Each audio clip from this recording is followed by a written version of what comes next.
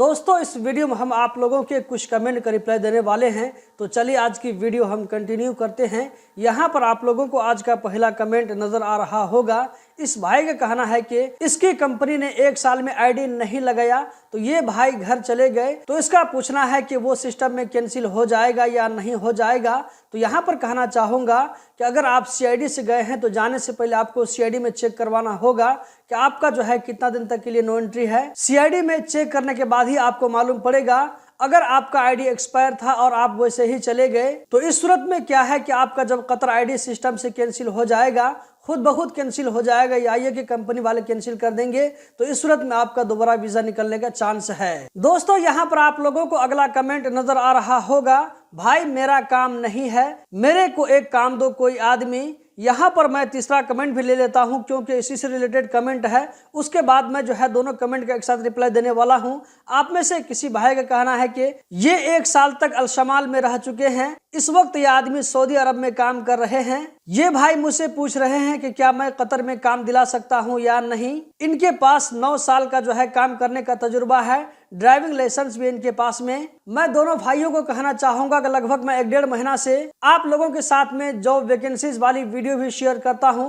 कल भी शेयर किया था, आज भी दूसरी वीडियो आप लोगों को जॉब वैकेंसी के बारे में आने वाली है। उस वीडियो को देखने के बाद में आपको अपने लिए जो सुटेबल जॉब लगता है उसके लिए अप्लाई कर सकते हैं। आज भी आप लोगों के सामने मैं बहुत सारी जॉब वैकेंसीज लेकर के आने वाला हूं जो कि सिर्फ लोकल लोगों के लिए होगा, यानी कि कतर में मौजूद लोगों के लिए होगा। इसी तरह बाहरी लोगों के लिए भी वीडियो शेयर करता हूं। कल वाली वीडियो आप जाकर के देख सकते हैं। वीडियो को कंप्लीट देखें, अच्छे से समझ लें। अगर आपको इत्मीनान होता है तो अप्लाई करें। लेन देन करने से पहले सब कुछ पुख्ता कर ले के इसमें किसी तरह का कोई जो है फ्रॉड तो नहीं होगा। अगर आपको तसल्ली हो जाती है तो बात को आगे बढ़ाएं, वरना आपकी मर्जी। अगला कमेंट दोस्तों यहाँ पर आप लोगों को नजर आ रहा होगा। आप में से एक भाई जिसका नाम यहाँ पर स्टाइलिश अफान दिखा रहा है, इस भाई का कहना है कि 27 महीना के बाद ये भाई मेरी वीडियो देख रहे हैं, देखकर इनको खुशी हुई।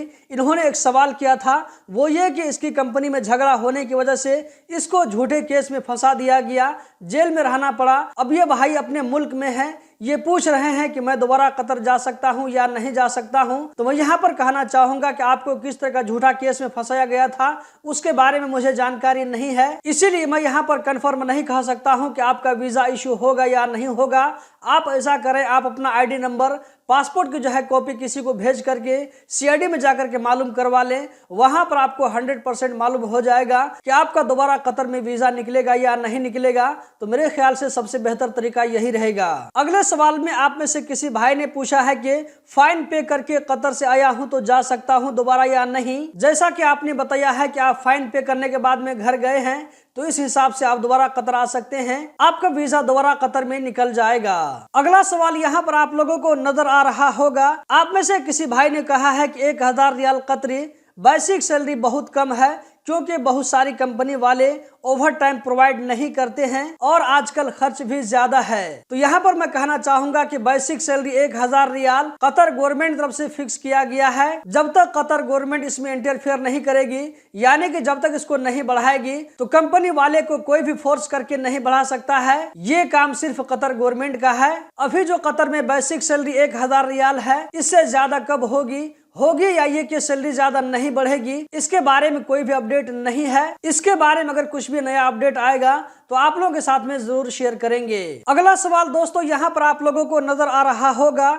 इस भाई ने कतर में अपना पासपोर्ट रिन्यूअल करवाया, लेकिन इसके आईडी में पुराना पासपोर्ट का डिटेल ही है। तो इसका पूछना है कि हमें घर जाने टाइम में कोई दिक्कत तो नहीं होगी। यहाँ पर मैं कहना चाहूंगा कि अगर आपके पासपोर्ट में टाइम है, 6 महीना से ज्यादा टाइम होगा तो आपको कोई दिक्कत नहीं होगी। लेकिन यहाँ पर मैं आपको सजेस्ट करना चाहूंगा, आपने जैसे पासपोर्ट रिन्यू करवा लिया है तो आप अपने नए पासपोर्ट का डिटेल आईडी में डलवा लें, ये आपके लिए ज्यादा बेहतर रहेगा। इसमें कोई ज्यादा टाइम भी नहीं लगता है, 2-4 दिन के अंदर में ये मामला क्लियर हो जाता है। तो आप अपने नए पासपोर्ट का डिटेल आईडी के अंदर में डालने के बाद ही घर जाएं। दोस्तों जबकि आज का जो लास्ट सवाल है यहाँ पर आप लोगों को नजर आ रहा होगा।